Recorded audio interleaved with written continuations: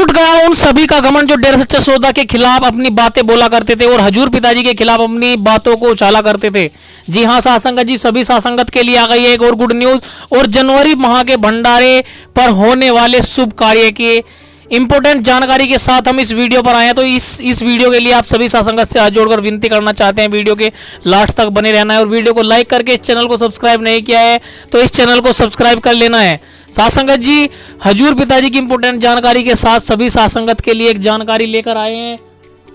साध संगत जी, जानकारी बेहद जरूरी है तो सभी साध संगत को लास्ट तक बने रहना है और हजूर पिताजी के इंपॉर्टेंट वचन भी आपको सुनकर जाने। हजूर पिताजी कुछ इंपॉर्टेंट वचन भी आए हैं तो इन वचनों को भी आप सभी साध संगत को सुनकर जाने। सबसे पहले तो सभी साध संगत को जनवरी माह के पूरा माह हमारे लिए भंडारे के रूप में सेलिब्रेट करने के लिए हजूर पिताजी के द्वारा, जैसे कि हर साल बोला जाता है कि पूरा महीना आपको सेलिब्रेट करना है भंडारे के रूप में, क्योंकि हर एक दिन हमारे लिए यह की बेश कीमती है। और सभी साध संगत को बता दें कि इंपॉर्टेंट जानकारी ये है कि बरनावा आश्रम में कल को होने वाला प्रोग्राम बहुत ही अच्छे तरीके से मनाया जा रहा है। लाखों की तादाद में साध संगत पहुंच जाती है और बहुत अच्छे तरीके से हर साल की तरह यह भंडारा मनाया जाता है। और सभी साध संगत के मन में एक ख्याल भी था कि क्या हजूर पिताजी 2026 में हमारे बीच आएंगे और कब आएंगे, आएंगे भी तो कब आएंगे। तो सभी साध संगत को बता दे कि अभी तक तो हजूर पिताजी की तरफ से कोई इन्फॉर्मेशन नहीं मिली है, लेकिन सूत्रों के मुताबिक पता चल रहा है जैसे हर साल हजूर पिताजी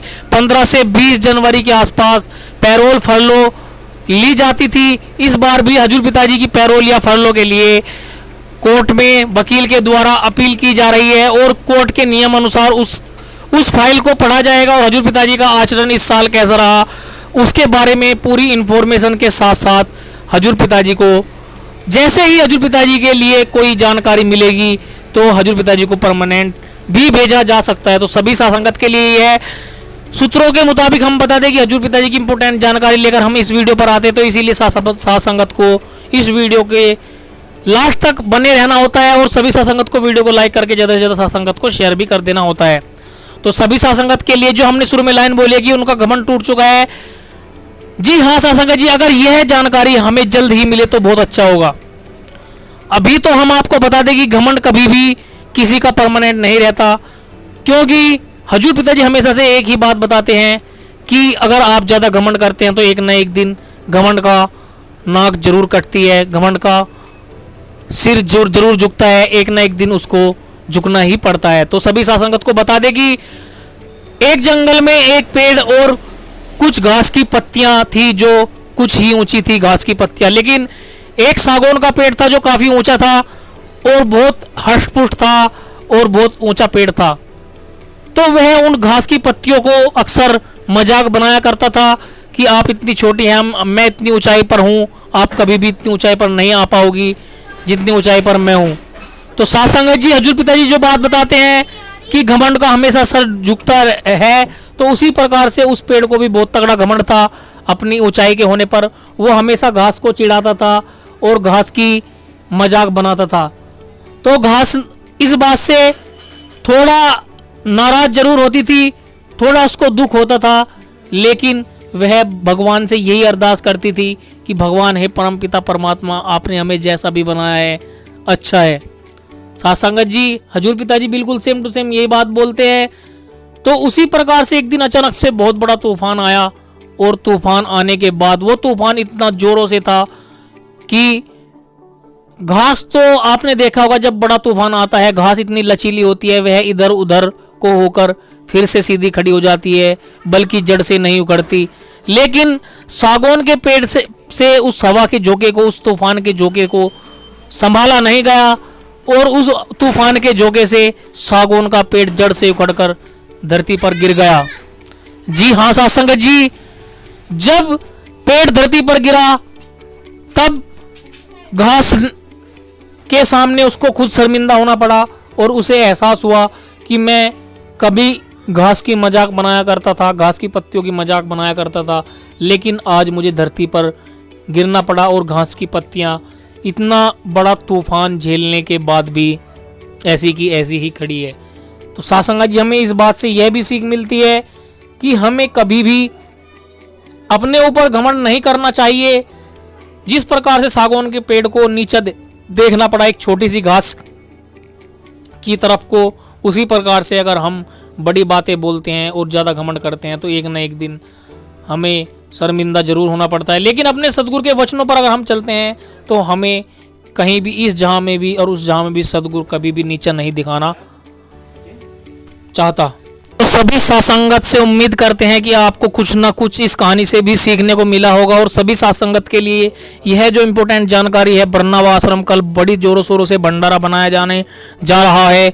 और परमपिता शाह सतनाम सिंह जी जो महाराज हमारे संत डॉक्टर MS जी से पहले डेरा सच्चा सौदा की जो स्थापना की थी, वो शाह सतनाम सिंह जी के द्वारा ही बरनावा आश्रम में डेरा सच्चा सौदा जो है उसकी स्थापना की गई थी। तो शाह सतनाम जी का जन्म वहाँ ऊपर से तो डेरा सच्चा सौदा बरनावा आश्रम में इस महीने का ये शुरू के इतवार का जो भंडारा मनाया जा रहा है बरनावा आश्रम में बनाया जा रहा है, ऊपर से उस आश्रम की स्थापना भी शाह सतनाम सिंह जी के द्वारा अपने हाथों से ही, अपने कर कमलों के द्वारा ही इसकी स्थापना की गई थी। तो सभी सासंगत के लिए एक बहुत बड़ी बात है कि सभी सासंगत को हजूर पिताजी हर महीने भंडारा बख्श देते हैं और लाखों करोड़ों लोगों को इस बात की खुशियां लुटाते हैं। तो सभी सासंगत को एक बार फिर से बधाई देना चाहते हैं। सभी सासंगत को लाखों करोड़ों बार बधाई हो, क्योंकि हमारे लिए सबसे बड़ा त्यौहार हमारे MS जी यानी कि मस्ताना जी, और जी का मतलब गुरुमीत राम रहीम सिंह जी, और S का मतलब शाह सतनाम जी, यानी कि हमारे लिए इनके जन्मदिन, इनके जन्म भंडारे ही हमारे लिए सबसे बड़े त्यौहार होते हैं। तो सभी सासंगत को ये त्यौहार बढ़िया तरीके से सेलिब्रेट करने चाहिए। हमारे घरों में मिठाइयाँ बनती है, हम उन मिठाइयों को खाते हैं तो हमें खुशियाँ मिलती है, और सदगुरु जी के वचनों को सुनते हैं तो हमें जीवन जीने का सीख भी मिलती है। तो हमारे लिए सबसे बड़ी बात होती है। सासंगत जी, अगर आप भी हजूर पिताजी शाह सतनाम जी और मस्ताना जी महाराज जी के जन्मदिन को अच्छे से सेलिब्रेट करते हैं तो वीडियो को लाइक करके इस बात की सहमति प्रदान करनी है कि हाँ, आपको भी साईं मस्ताना जी, शाह सतनाम जी और गुरमीत जी के जन्मदिन की खुशियां होती है और आप अच्छे से सेलिब्रेट करते हैं। तो सभी सासंगत से हाथ जोड़कर विनती करना चाहते हैं, कुछ इंपॉर्टेंट वचन हजूर पिताजी के हम लेकर आए, इन वचनों को भी आप सभी सासंगत को सुनकर जाना है। हजूर पिताजी के वचन हमारे लिए ऐसे काम करते हैं जैसे बुखार में हम दवाई लेते हैं और पैरासीटामोल की दवाई बुखार के ही काम आते हैं। इसी प्रकार से संत डॉक्टर गुरमीत राम रहीम सिंह जी इंसा के वचन भी हमारे जीवन भर होने वाली परेशानियों के लिए पैरासीटामोल है। तो इसीलिए आप सभी सासंगत से हाथ जोड़कर विनती करना चाहते हैं, हजूर पिताजी के वचन जरूर सुना करें, इनको ध्यान से सुनते हैं। इन्हें जब आप सुनते हैं तब तो बहुत अच्छा लगता है, लेकिन इन पर अमल भी करना होता है। जैसे तुम्हारे जीवन में कोई परेशानी आती है तो उस परेशानी में किस तरीके से समस्या का हल होता है, तो इन वचनों को अगर आप सुनते हैं और उनको अपने मन में रखते हैं उन वचनों को, तो जब आपके जीवन में जो परेशानी आती है तब उस हल को आप जीवन में यूज़ करते हैं तो आपको उस समस्या का समाधान भी जरूर मिलता है। तो सभी सासंगत को हजूर पिताजी के वचन सुनकर जाने एक बार फिर से कहना चाहते हैं, वीडियो को लाइक कर दे और इस चैनल को सब्सक्राइब नहीं किया तो इस चैनल को सब्सक्राइब जरूर कर ले। ज़्यादा से ज़्यादा सासंगत को इन वचनों को शेयर करके आपस में खुशियां बटोरे। हजूर पिताजी के इंपॉर्टेंट वचन आप ज़्यादा से ज़्यादा सासंगत को शेयर करते हैं तो आपकी घर बैठे इस प्रकार से सेवा बनती है, जैसे आप घर घर जाकर सभी को आमंत्रित करते हैं सत्संग में जाने के लिए, भंडारे में जाने के लिए, और हजूर पिताजी के वचन होते हैं कि उसमें आपकी सेवा बनती है। उसी प्रकार से आप एक जगह पर बैठे बैठे ये सेवा बना लेते हैं, वीडियो को ज़्यादा से ज़्यादा सासंगत को शेयर कर। जी हाँ सासंगत जी, सदगुरु मालिक आपके कुछ भी कमी नहीं छोड़ता। चलिए स्टार्ट करते हैं हजूर पिताजी के इंपोर्टेंट वचन। मालिक की साजन जी, प्यारी सासंग जी, यहाँ पे आपने सुना ईश्वर के नाम के बारे में। नाम क्या है और किस लिए लेना चाहिए। जैसे आप किसी को भी बुलाते हैं तो उसका नाम लेके बुलाते हैं, और नाम ही हर किसी की पहचान है। बिना नाम के इंसान इंसान कहने से, मनुष्य मनुष्य कहने से कोई बोलता नहीं। बाय नेम आप किसी को बुलाएंगे तो वो खड़ा हो जाएगा, वो आवाज सुनेगा। तो उसी तरह ईश्वर अल्लाह वाहिगुरु गॉड का नाम है। उसे नाम से अगर कोई बुलाएगा तो नाम की पहुंच उस तक जाएगी और वो आपकी सुनेगा।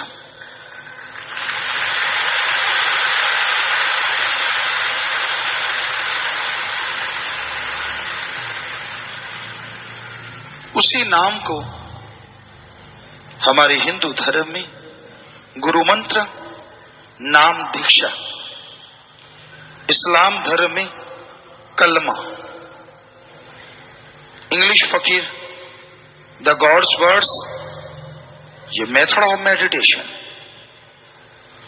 वो शब्द हैं जिनका अभ्यास करने से आत्मबल आता है और आत्मबल आने से इंसान का दिमाग आगे से 1.5 या दुगना काम करता है। जिस समस्या का हल पहले नहीं मिलता, गुरुमंत्र का जाप करने से, उस मालिक का नाम लेने से अंत्य करने में आत्मबल, विल पावर बहुत बढ़ जाता है।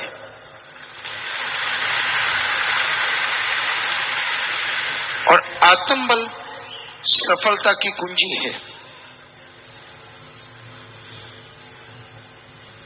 दुनिया में किसी से पूछा जाए क्या आत्मबल बढ़ाने के लिए किसी के पास कोई दवा है, तो जवाब होगा नहीं। आत्मबल आयुर्वेदा, एलोपैथी, होम्योपैथी या नेचुरोपैथी से नहीं बढ़ता। ऐसा कोई टॉनिक नहीं, एक ही टॉनिक है। साइंस के नजरिए से देखें, do the method of meditation continue. धर्मों के नजरिए से देखें, गुरुमंत्र का जाप करो, कलमा अता करो, वाहिगुरु के नाम का सुमरन करो, गॉड्स प्रेयर करो। आत्मबल मालिक के नाम से बढ़ता है।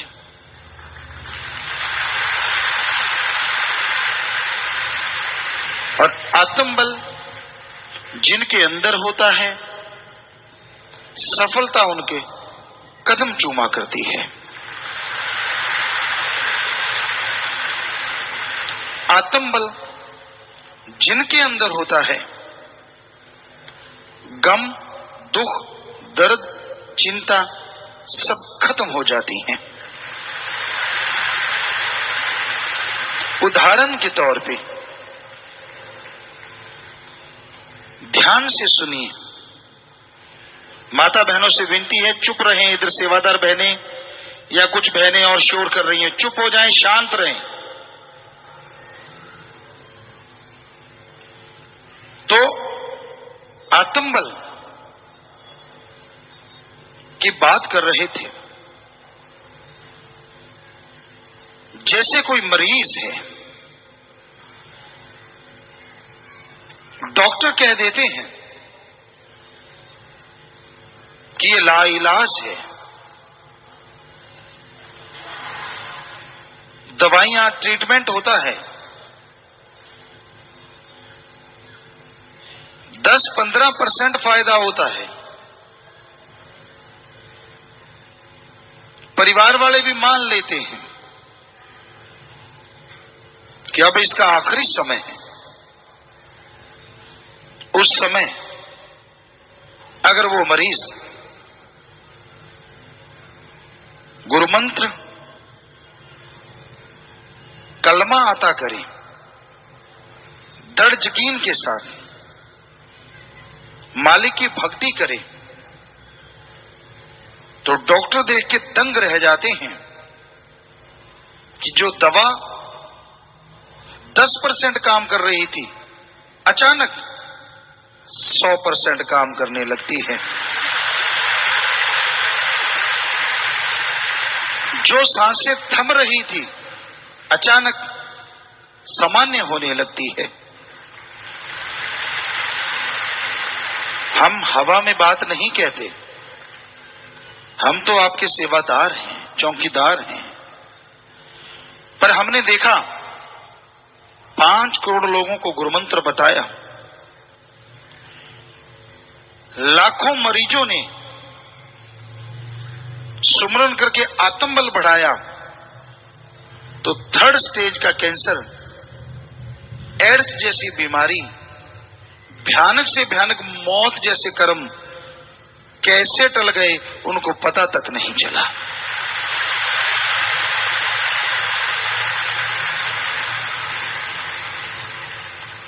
इसलिए गुरुमंत्र नाम लेना जरूरी है। आपके आने वाले भयानक से भयानक रोगों को, भयानक से भयानक समस्याओं को पल में कोई सुलझा सकता है तो अल्लाह वाहिगुरु का नाम, राम गॉड की भक्ति। क्या भक्ति पे पैसा लगता है?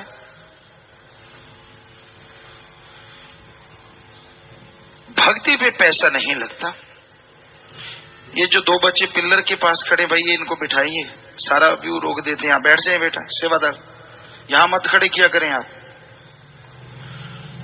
तो सारी भक्ति इबादत जो आप करते हैं उसके लिए कोई पैसा नहीं देना पड़ता, क्योंकि भगवान अल्लाह देता है, लेता नहीं है।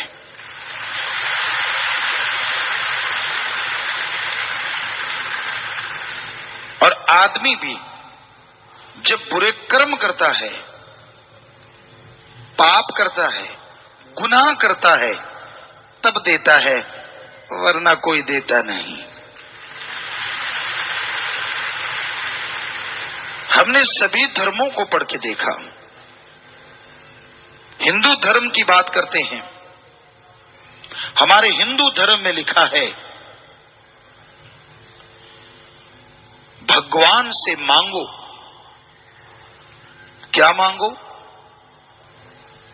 अच्छी धरती, अच्छा पानी, अच्छी आबो हवा, अच्छा स्वस्थ, अच्छी संतान। अरे मांगना है तो भगवान से भगवान को मांगो। हमारे इस्लाम धर्म में लिखा है अल्लाह रहमो करम का दाता है, कायदे से मांगो। कायदे से मांगोगे, कलमा आता इबादत करके मांगोगे, इतना रहमो करम मूसलाधार बरसेगा, दामन छोटे पड़ जाएंगे, झोलियां छोटी पड़ जाएंगी, पर उसका रहमो करम मूसलाधार बरसता चला जाएगा।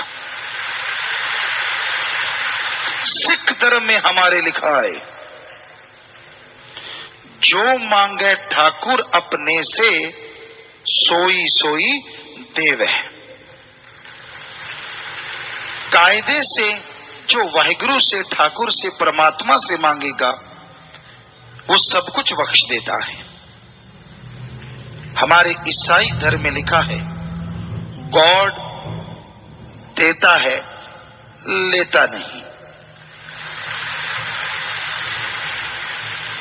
यहां आप सभी धर्मों के नुमाइंदे लोग आए हुए हैं। क्या समाज में ऐसा है? जी नहीं, क्योंकि हम समाज से ही आए हैं। होता यह है, किसी भी धार्मिक जगह पे जाओ तो हमने सब जगह पे गए हैं, सभी धर्मों में, अब भी जाते हैं। हम लोगों से पूछते थे क्या करना है, कहते हैं जो श्रद्धा है चढ़ा दो। हमने कहा श्रद्धा तो चढ़ाई नहीं जा सकती। कहते नहीं नहीं, ये वाली श्रद्धा। लोग पैसों को श्रद्धा कहते हैं, इसी का नाम कलयुग है। तेरी जितनी श्रद्धा चढ़ा दे, तेरी जितनी श्रद्धा दे दे। कलयुगी युगों को यह भी पता नहीं श्रद्धा होती क्या है। पैसा, बस पैसा। कई जगहों पे देखा, एक जगह की बात एक सत्संगी ने बताई कि मैं मालिक के दर पे गया, आपकी सत्संग सुने हुए था। गुरुजी आपने कहा कि मालिक पैसा नहीं लेता, पर आप कहते हो मंदिर जाओ, मस्जिद जाओ, गिरजा जाओ, गुरुद्वारा जाओ, रोकते नहीं। तो मैं गया, घूमने गया हुआ था, पवित्र जगह थी कि चलो मैं भी चलता हूं। कहता वहां एक डंडा था, सब लोग आशीर्वाद ले रहे थे। यूं वो डंडा लगा दिया जाता था, आगे प्रसाद देते थे, लोग जा रहे थे, ऐसे क्यों लाइनें बनी हुई थी। तो कहते मैंने कुछ नहीं चढ़ाया। तो हमने कहा आशीर्वाद नहीं मिला। कहता मिला, पर लोगों को यूं मिला और मुझे यूं मिला। जब इतने जोर का आशीर्वाद मिला, दर्द हुआ। मैंने इधर उधर देखा, बाकी को तो सबको सॉफ्ट आशीर्वाद है, मेरे वाला हार्ड क्यों है? मैंने सबसे पूछा, भाई आपको बड़े प्यार से आशीर्वाद मिला, मेरे वाला तो निशान छप गया, क्या चक्कर है? कहने लगे तूने कुछ चढ़ाया? कहता ना, तो फिर ऐसे ही मिलेगा। ये तो हाल है समाज का। अरे कहां लिखा है मालिक को पैसा दो? किसी भी रूहानी ग्रंथ में दिखा दो, आप जितना चढ़ाओगे हम दुगना चढ़ा देंगे। कहीं लिखा हुआ बताओ, अल्लाह, वाहिगुरु, राम, गॉड पैसा लेता है? हैरानी ये है, लोग खुद तो ठगियां मारते ही मारते हैं, बेईमानी भ्रष्टाचार फैलाते ही फैलाते हैं, मालिक को भी हिस्सेदार बना लेते हैं। 100 वाला मालिक के लिए 1 रुपया, 1000 वाला 100 रुपया, हजारों वाला 1000, लाख वाला हजारों, और लाखों वाला लाख, करोड़ों वाला लाखों। मान लीजिए लाख रुपया कमाया और मालिक को, कई कंजूस जो होते हैं वो तो 25, 125 का ही प्रसाद से काम चला देते हैं। जरा सोचिए, लाखों की ठगी मारी और उसमें से कहता है मालिक तू ले ले कुछ 1000 या 100, 125, पर बीच में बोलना नहीं, तेरा हिस्सा तेरे को दे दिया। मैंने लाखों की मारी, 100 तेरा, बाकी मेरा। है ना कमाल की बात? हैरानीजनक बात, बड़ी ही हैरानीजनक बात। भगवान अल्लाह मालिक को लोग बुद्धू समझते हैं। आप में से बहुतों ने देखा होगा, सवा जरूर होता है। हम बचपन में देखा करते थे, 1.25 का प्रसाद, 5.25 का प्रसाद, 25.25 का प्रसाद। तब सोचा करते थे ये चवन्नी क्यों है, लेकिन जब जाते साथ तो देखते पता चल जाता चवन्नी पता क्यों होती है। मान लीजिए 25.25 का प्रसाद, तो चवन्नी का भगवान का, 25 का खुद डकार जाते हैं। होता नहीं ऐसा? मालिक को तो एक पीस ही देते हैं कि ये तेरा है, बाकी डिब्बा इधर पकड़ा। अगर वाकई मालिक का प्रसाद हो तो फिर आप डिब्बा उठा लो, अंधे ना हो जाओगे। वो कहेगा यार तूने 25.25 का कहा था, रख मेरे दोनों डिब्बे इधर। पर आपने कहा खिलाऊंगा, आप ही डकार के कहते हो खिला दिया। मालिक तो बेचारा बोला ही नहीं, उसकी तो कोई बात ही नहीं हुई।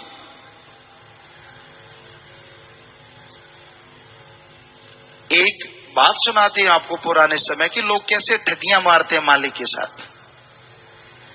एक जिम्मेदार की कुछ गौएं थी।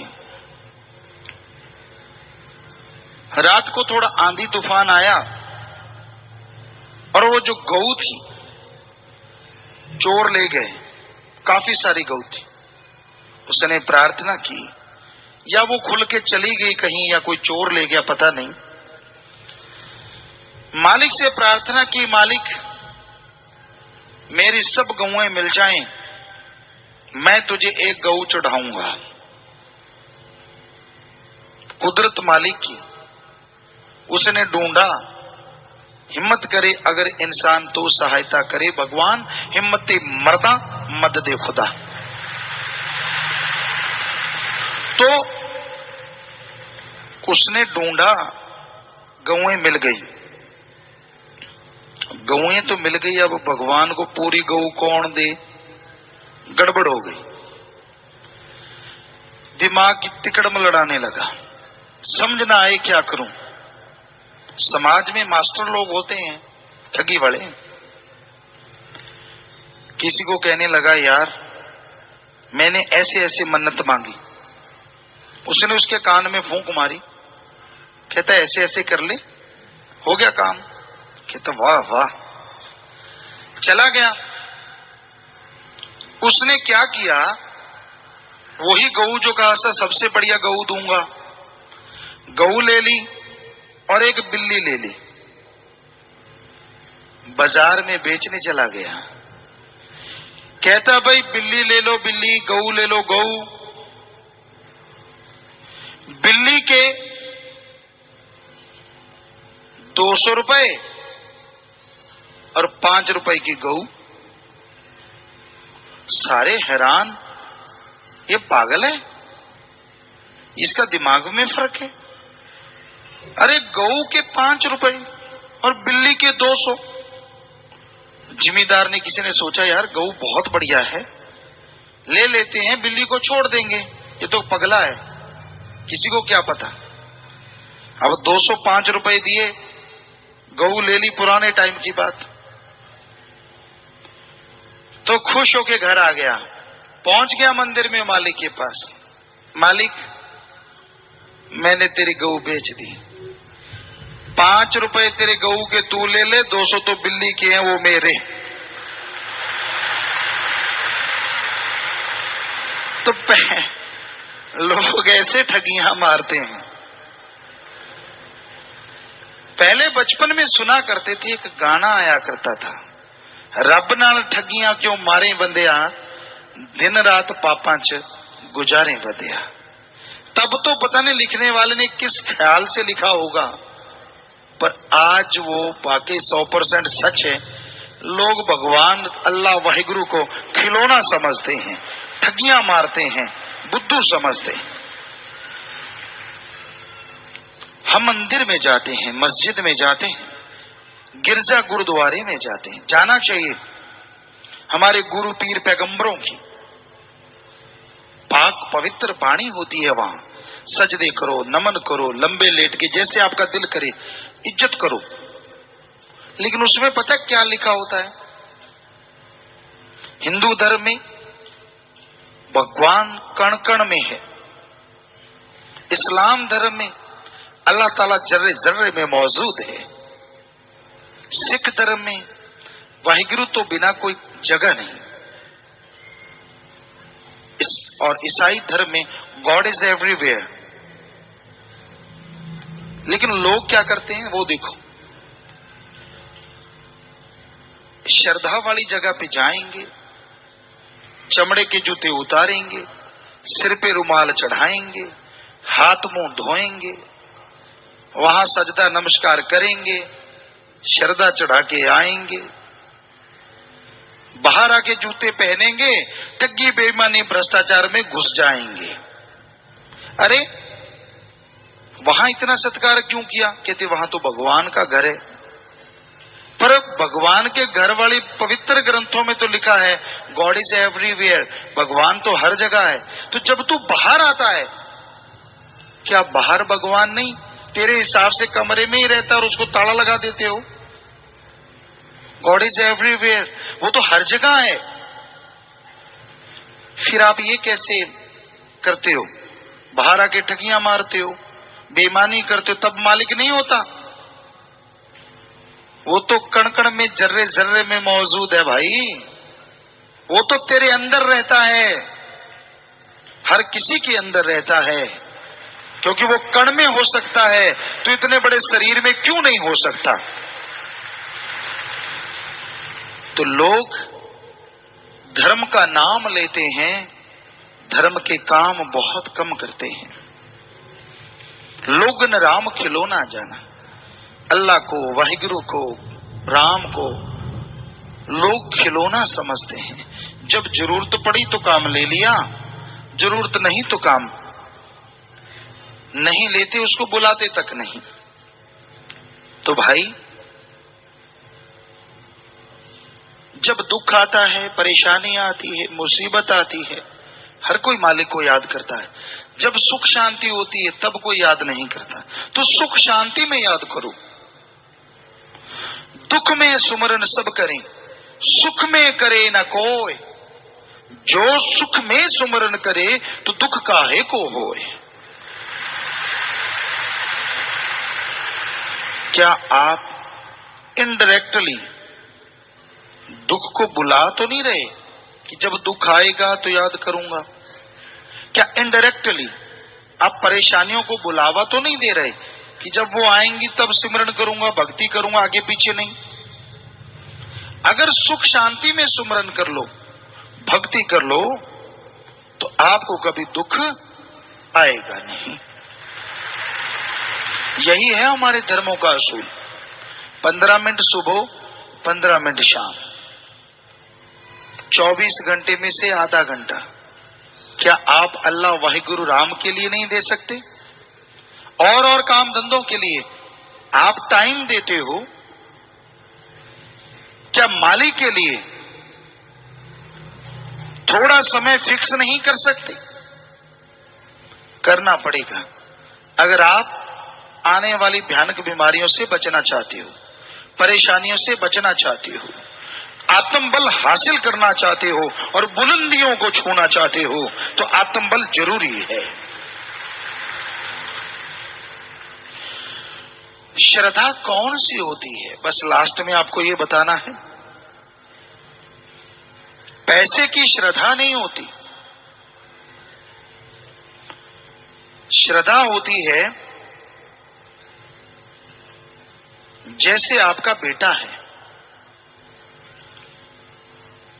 आप उससे बहुत प्यार, उससे मोहब्बत करते हैं, वो आपसे बहुत दूर है, मालिक ना करे उसका कोई एक्सीडेंट, कोई दुर्घटना हो जाए,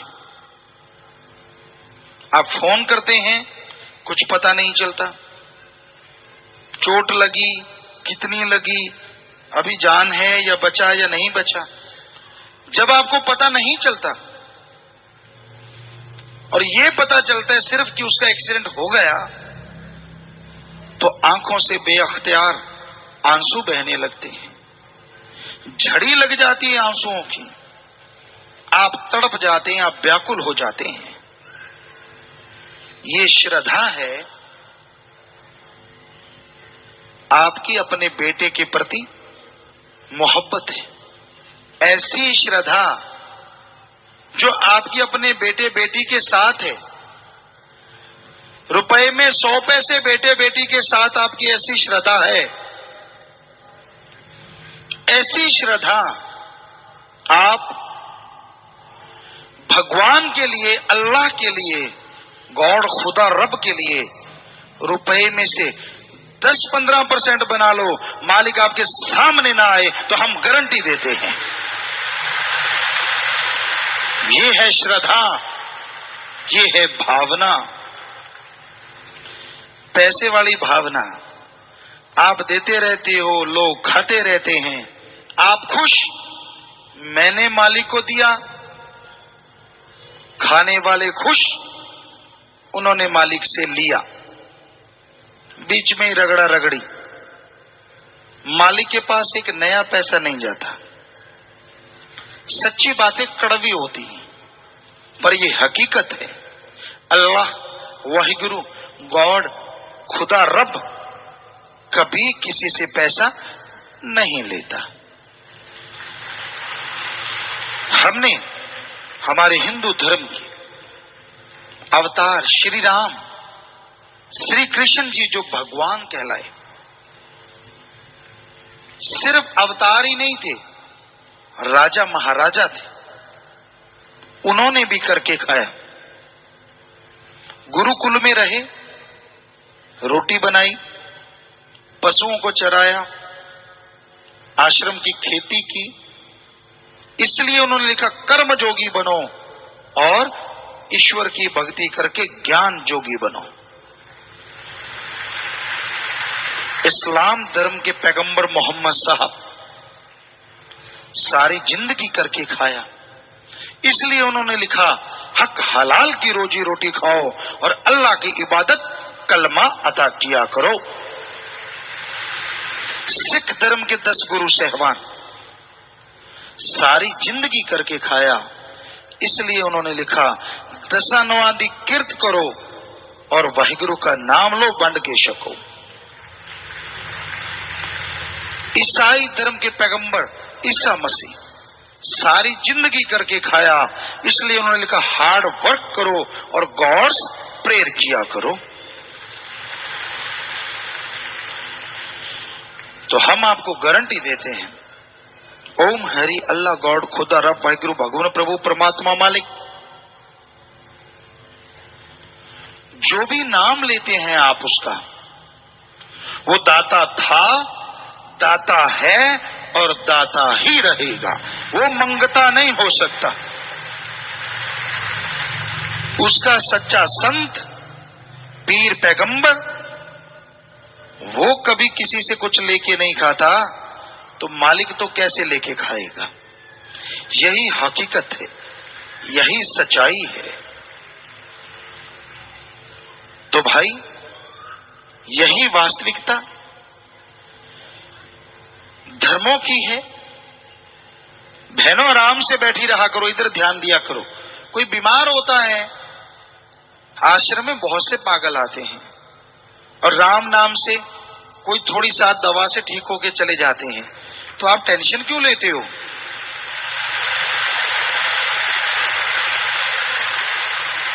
कोई बहन ने चीख मारी, बहने डर जाती, भूत आ गया।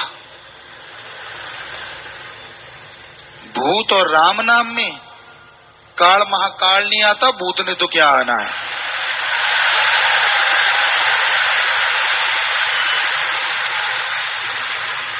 इतनी अवला ना बना करो, इतनी डरपोक ना बना करो। राम नाम में बैठे हो और किसी ने चीख मारी, सारा ध्यान छोड़ के, हैं क्या आ गया। वाह, क्या बहादुरी है बहनों आपकी। शांत चित्त बैठा करो, ध्यान से सुना करो और आंखें चाहे बंद रखो खुली, पर मालिक की याद में लगाया करो। ताकि जो समय आपने निकाल के आए हैं, पहले तो मन नहीं समय निकालने देता, मन से लड़के समय निकाला, देखने वाले नहीं निकालने देते, फिर चल पड़ा थैला उठा के। ये पता नहीं यार क्यों राम नाम में जाता है, तेरे क्यों एलर्जी हो रही है भाई? अगर उससे पूछा जाए राम नाम में ये आ रहे हैं, तू बैठा बैठा वैसे कपड़े फाड़ रहा है, क्यों? तूने जाना है, जा, नहीं जाना ना जा। अच्छे काम पे चलने वालों को जो रोकते हैं, उनका मन खराब करते हैं, वो जिंदगी में कभी खुश नहीं रह सकते, ये हम गारंटी देते हैं। और अल्लाह वाहिगुरु राम का नाम किसी से मिन्नत करके हाथ जोड़ के जो किसी को सुनवा देते हैं, अल्लाह मालिक राम से जोड़ देते हैं, उनके घर में बरकतें और खुशियां जरूर आया करती हैं। ये धर्मों का कथन है। निंदा तो किसी की किया ना करो, ना आपस में किसी की, ना मां बाप की। ठीक है, अगर वो बुरे भी हैं तो क्या हुआ, आपकी नाड़ियों में भी तो उन्हीं मां बाप का खून है। आप सत्कार करो, अगर वो बुरे हैं, नहीं सुनते तो किनारा कर लो, लेकिन उनको बुरा ना कहो।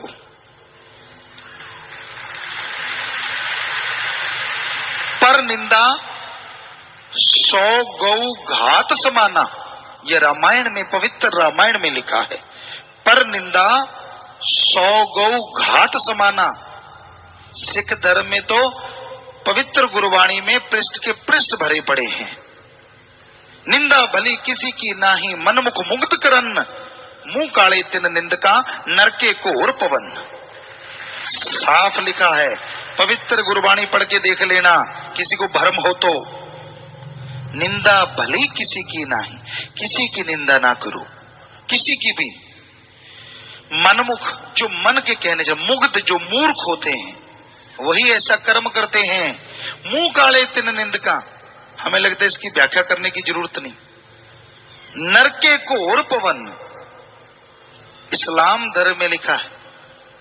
फजूल की बहस में ना पड़ो। हे अल्लाह के बंदो, अल्लाह की इबादत में जो पल गुजर जाता है, वो अनामी का नजारा देता है। हे अल्लाह के बंदो, फजूल की बहस में ना पड़ा करो। अगर पढ़ोगे तो इबादत को खत्म करोगे। ईसाई धर्म में भी यही लिखा है। तो सच्ची श्रद्धा भावना से अल्लाह वाहिगुरु मालिक का नाम लिया करो। यकीन मानो, आने वाला समय आपके लिए बेहतर होता जाएगा और बदतर समय आपका खत्म होता जाएगा और मालिक की खुशियों से आप माला माल होते जाएंगे। दीन दुखियों की मदद किया करो। आपके आसपास आर्थिक तौर पे कमजोर कोई गरीब है, इलाज करवा दो। भूखा है, खाना खिला दो। प्यासा है, पानी पिला दो। विद्या दान नहीं तो विद्या दान दिलवा दो। किसी की बेटियां ज्यादा अति गरीब, बेटी की शादी करवा दो। अरे खूनदान दो, जीते जी गुर्दा दान, मरणोपरांत आंखें दान और शरीर दान। बदले में आपको फल ना मिले, हम गारंटी देते हैं आपको।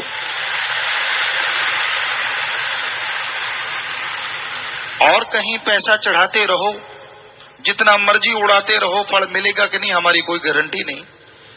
पर अपने हाथों से अल्लाह वाहिगुरु प्रभु की सृष्टि की सेवा में जो लगाओगे, 1 के 10 नहीं, हो सकता है 1 के हजारों पाओगे। तो भाई, धर्मों में दान करने से नहीं रोका, पर पात्र को पात्र देखना अति जरूरी है। कई आते हैं, अच्छे मोटे ताजे होते हैं, बड़ी बड़ी तोंद होती हैं, उनको दान भिक्षा दे दो, भिक्षा दे दो। क्यों भाई, ये शरीर किस लिए पाल रहे हो?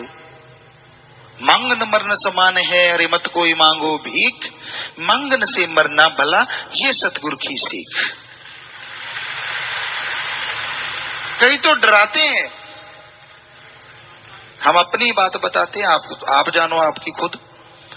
बहुत पहले की बात है, उस भगवान ने कृपा की, जिस जगह जन्म दिया बहुत बड़ा घर है, राजा महाराजाओं का आना उनके जाना ऐसा था। तो एक सज्जन आए, कहने लगे मैं गरीब हूं। वो जानकार थे, जैसे धर्मों में होते हैं, पंडित जी कह लो या कोई भी कह लो, आप जो भी, जो हाथ उठ देखना, ये करना वो करना। तो हमने कहा ठीक है भाई, तू गरीब है तो जरूर ले जा। हमने 10-15 किलो का एक तसला पड़ा हुआ था, पंजाबी में कहते हैं बट्ठड़, तो उसमें चने डाल दिए, ले जा। कहता ना ना ना ना ना ना, मैं तो 2 क्विंटल लेके जाऊं। हमने कहा क्यों, धक्का है क्या? कहता आपको पता नहीं मैं कौन हूं? हमने कहा ना, पता नहीं, हमें तो आदमी लग रहा है मरियल सा। कहता नहीं नहीं नहीं नहीं, मेरे पास जंतर तंत्र मंत्र, मैं ये कर दूंगा आपके ऊपर, वो कर दूंगा। हमने कहा किससे करवा देगा? उसने किसी का नाम लिया, महापुरुषों का या कि अवतारों का। वो मेरे हाथ में है, मैं उनसे करवा दूं। हमने कहा अगर वो तेरे हाथ में है तो ऐसे करना, 4 बोरी ले ले, 2 बोरी तू ले जाना, 2 हम ले लेंगे, महापुरुषों से ले ले सीधी।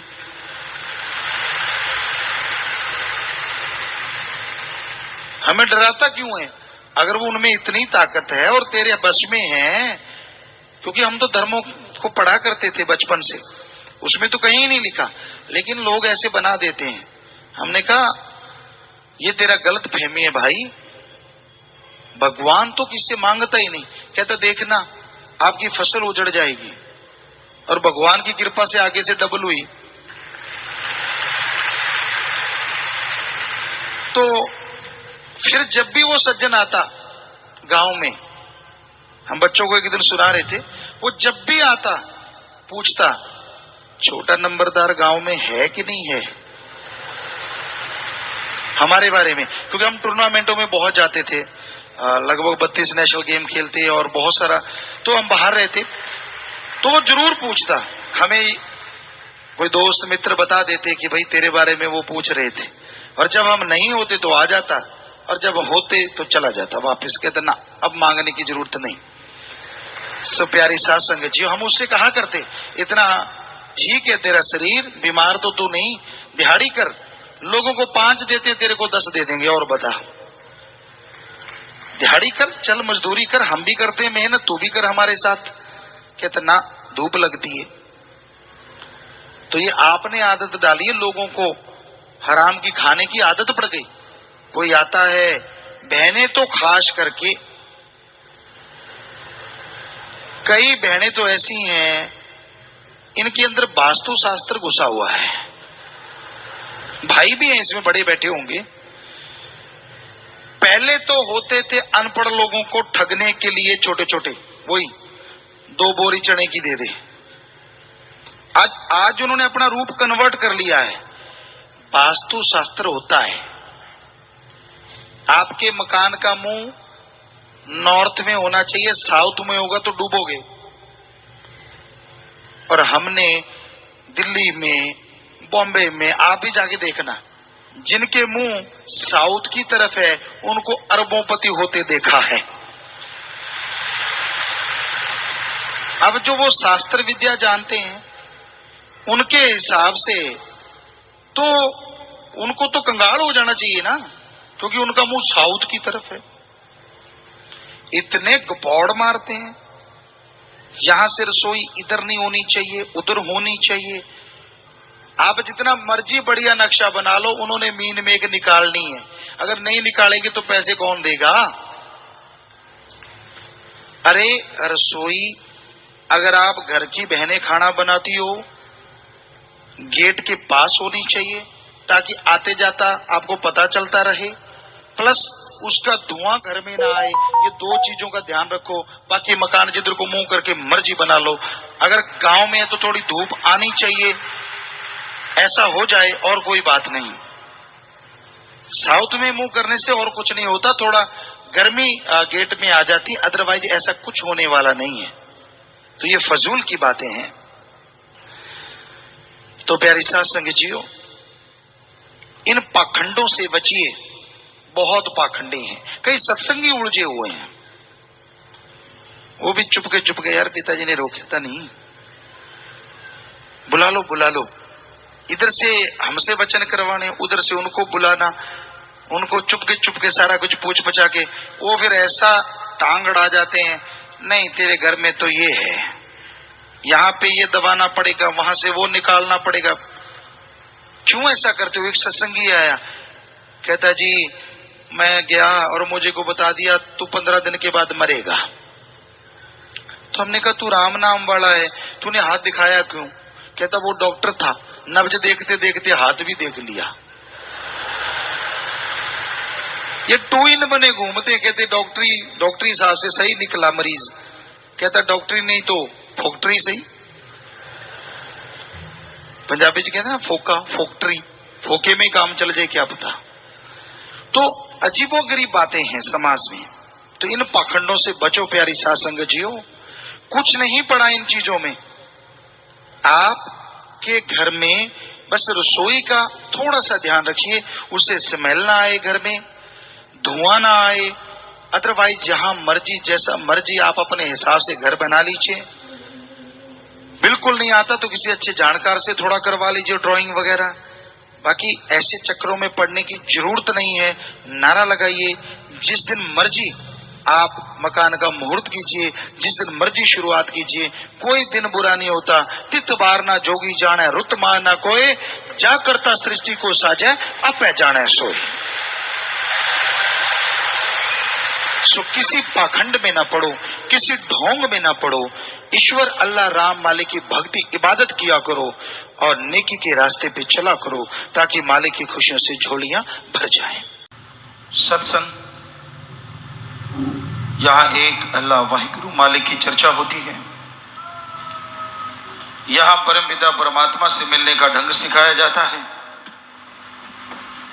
यहाँ बुरी से बुरी आदतें अमल करने से छूट जाया करती हैं और यहाँ परम पिता परमात्मा खुद विराजमान होते हैं। उसी का नाम सत्संग है। आप निगाह मारें, भावना से याद करें, वो आपको जरूर कहीं ना कहीं नजर आएंगे, जरूर अंदर से खुशी देंगे। तो इसलिए सत्संग का जो क्षेत्र है, यहां साध संगत सुबह शाम राम नाम अल्लाह मालिक की चर्चा सुनती है, वो बहुत ही पाक पवित्र हो जाता है। वहां आके अगर राक्षस बुरे कर्म करने वाला सच्चे दिल से तौबा कर ले, मालिक से जुड़ जाए, तो इस जन्म तो क्या जन्म जन्मों के पाप कर्मों से मुक्ति मिल जाती है। और कोई इंसान इसके उल्ट वहां दुर्भावना लेके आता है, दिमाग में बुरे विचार लेके आता है या बुरा कर्म करता है, तो उसका हशर फिर बहुत ही बुरा होता है। क्योंकि दिमाग में विचारों का आना कोई बड़ी बात नहीं, पर उस पे अमल करना ये बहुत बड़ी बात है, चाहे वो बुरे हैं या अच्छे हैं। क्योंकि अच्छे कर्मों का दिमाग में आना और उस पे अमल करना बेमिसाल बात है, बहुत बड़ी बात है, परम पिता परमात्मा को मिलाने वाली बात है। और बुरे विचार और फिर उन पे अमल करना, सारा अहंकार, सारी हेंकड़ी पल में चली जाती है और इंसान भयानक बीमारियों, दुख तकलीफों से घिर जाता है, जो कभी निकल नहीं पाता। कहते हैं, एक कहावत है, गलती करके मान ले उसे इंसान कहते हैं। गलती हो गई अनजाने में और इंसान उसे मान लेता कि हाँ मेरे से हो गया, तौबा करता है, उसे इंसान कहते हैं। गलती पे गलती करी उसे हैवान, पशु कहते हैं। गलती कर ली फिर गलती कर ली, पर गलती पे गलती करता ही चला जाए उसे शैतान कहते हैं। उसका हशर फिर हद से ज्यादा बुरा होता है। उसको कहीं भी दरगाह में ना इस जहान में कहीं टिकाव नहीं मिलता। अंदर से बेचैन, दर दर की ठोकरें, बेचैनी का आलम, तरह तरह की बीमारियां, परेशानियां उसे घेर लेती हैं। तो इसलिए इंसान सच्चे दिल से तौबा करे, साथ संगत में करता है, असल में तो दरगाह में वो जल्दी कबूल होती है। कई चुपके चुपके करते हैं, कई आगे बैठने वाले होते हैं, पीछे जाके खड़े हो जाते हैं कि कौन सा पता चलेगा, ये तो ड्यूटी पे खड़ा है। खड़े खड़े नारा लगा देते हैं, पता ही नहीं चलने देते कि मैंने माफ़ी भी ली। तो मालिक भी फिर पता लगा के माफ़ी देता है। वो मालिक है, अल्लाह है, राम है। उससे कोई चालाकी करेगा तो इतना पागल तो वो है नहीं, इतना बेवकूफ़ नहीं जिसने आपको दिमाग दिया है। तो वही बात है कि इंसान सत्संग में आए, वचन सुने, पीर फकीर की बात जो अल्लाह मालिक के वचन होते हैं सुने और उस पर अमल कर ले तो जन्म जन्मों के पाप कर्म कट जाया करते हैं। दुर्भावना से सद्भावना हो जाती है, पर अगर कोई बुरे विचार लेके उस पर अमली करने लग जाए तो उसका हश्र बहुत बुरा होता है।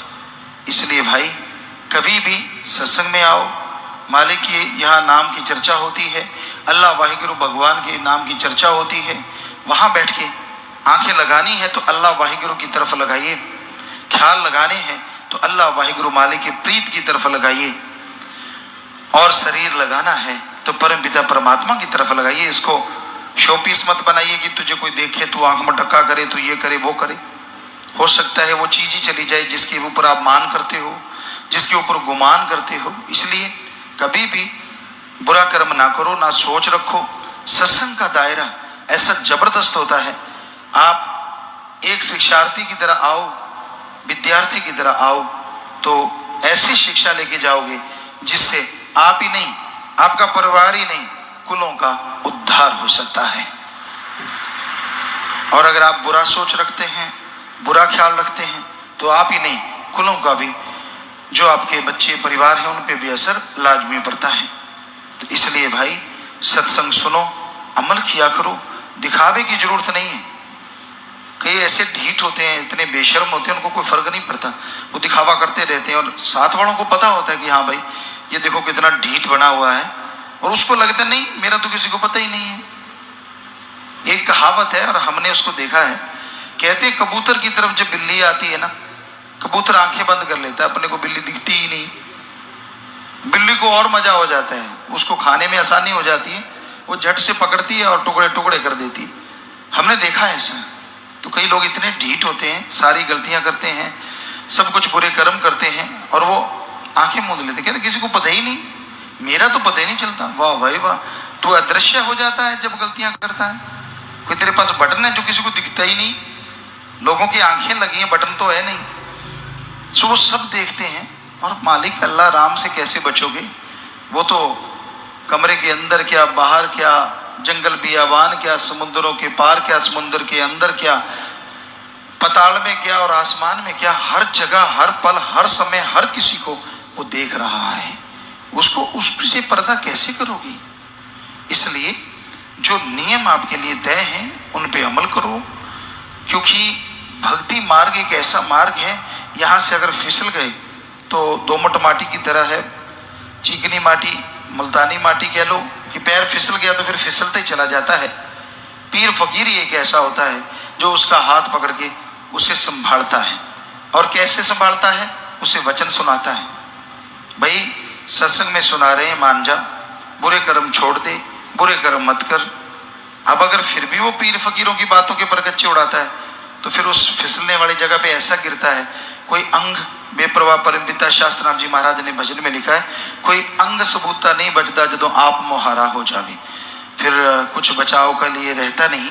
इसलिए वचनों पे अमल करो, वो आपके लिए हैं, आपके फायदे के लिए हैं, आपकी खुशियों के लिए हैं। और ऐसा कोई वचन नहीं होता कि जिसके लिए बहुत मुश्किल से वचन मानना पड़े। सुमरन करो, सेवा करो, सत्संग सुन के अमल करो, अपने आप वचन माने जाते हैं, अपने आप मानने को दिल करता है और बेइंतहा खुशियां आती हैं। हम आया करते सदगुरु की कृपा से, वचन माना करते, और जो लज्जत आती, जो नज़ारा आता, पता नहीं चलता यहाँ से गाँव कब पहुँच गए और कब वहाँ से ही वापस आ जाते। इतनी मोहब्बत, इतना प्यार, इतनी लज्जत आती, यूँ लगता ही ना कि धरती पे जा रहे हैं, यूँ लगता आसमान में उड़े जा रहे हैं, ऐसी खुशी मिलती है। पर वचन मानने से क्या पता कब सोना बनना होता है और आप पित्तल बन के बैठ जाते हैं। तो भाई वचनों पे अमल किया करें, सत्संग सुना करें और उस पर चला करें, तो यकीनन आपके जन्म जन्म के पाप कर्म कटेंगे और मालिक की दया में रहमत के काबिला बनते जाएंगे। मालिक को दिखावा पसंद नहीं है, अमली जिंदगी जरूरी है।